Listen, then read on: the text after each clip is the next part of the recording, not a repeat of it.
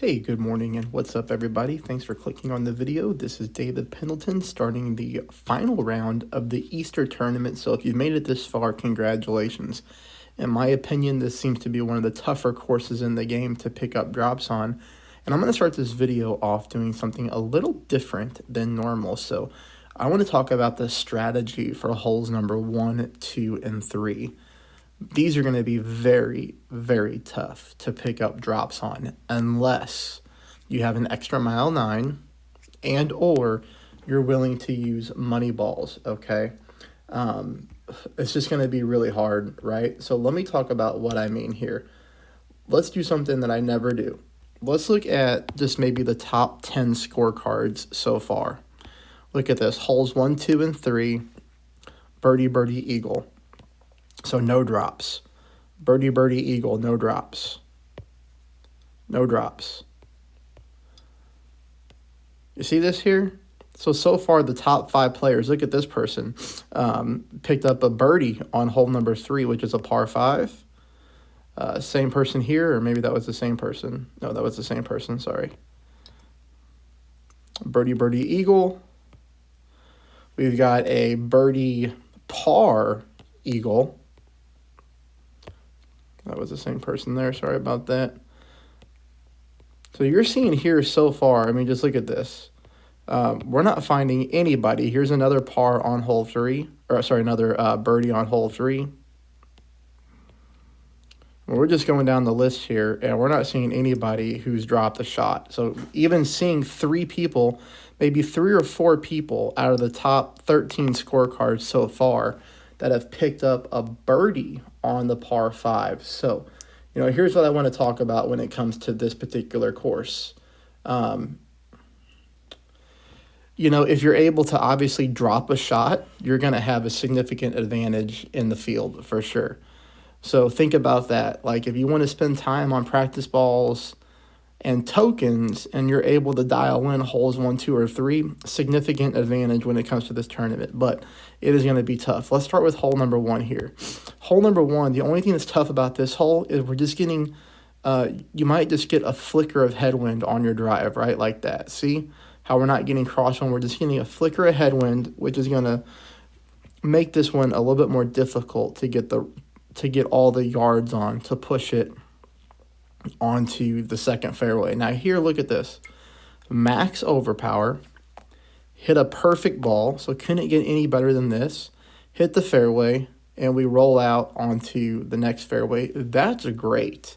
Here's the only problem. The problem with shot number 2 is you're probably going to be taking a max thorn shot, and it's going to be really difficult. See what I mean? We're going to get caught in between clubs up there. It's going to get really difficult to do the backspin approach shot to get this ball into the hole. And this is with using a berserker. So obviously, again, let's say maybe you have a power 5 ball with some topspin boost. Then you're going to be in a better situation, but that's a money ball. You're going to be in a better situation because you're going to get more yards on the drive. You'll be able to play this max backspin shot higher up, like we have been in previous rounds, which makes this drop a lot easier.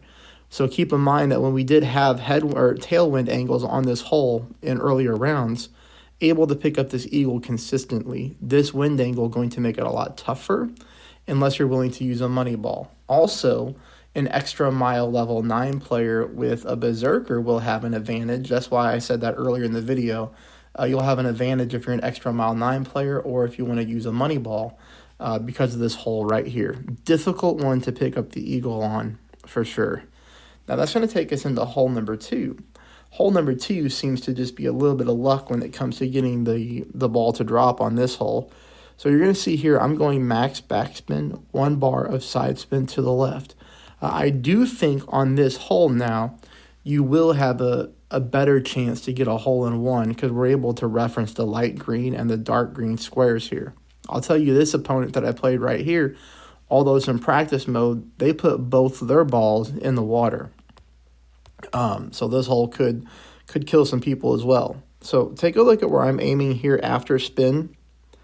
You'll notice I'm aiming a little bit short of the pin, and then my ball guideline is on the left-hand side of that lighter green square right in front of the cup. We do need to move this over a little bit to the left, which you're going to see here in just a moment because I missed to the right, I believe.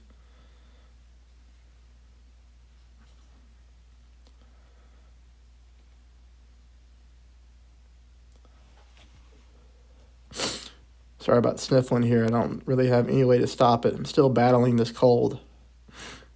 Okay, so you see here we missed to the right, and we also come up short. So what we need to do here is we need to reduce the backspin just a little bit, not by a lot. And again, move this target more to the left-hand side. And then hopefully some of you will get a lucky bounce in here for the hole-in-one. That would be awesome.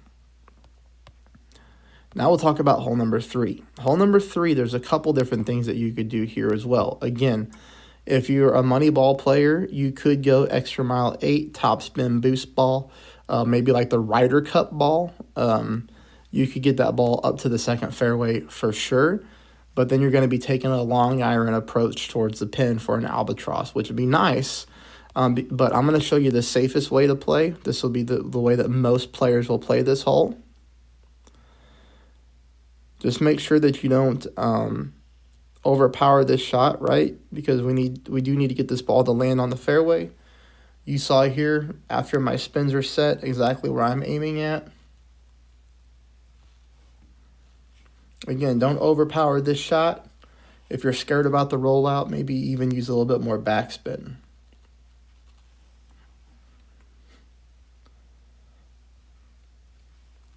But here, I do land it on the fairway. That's going to leave us for shot number 2. Shot number 2, I should have been playing this club all tournament long.